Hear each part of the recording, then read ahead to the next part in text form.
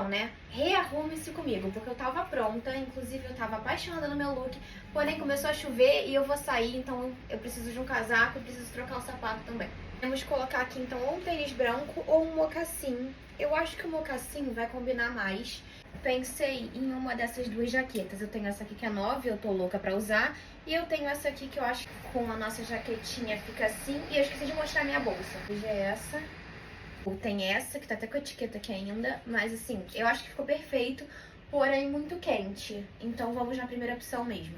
Nosso look atualizado, então ficou assim. E aí, vocês preferiam antes ou depois? Versão verão ou versão inverno?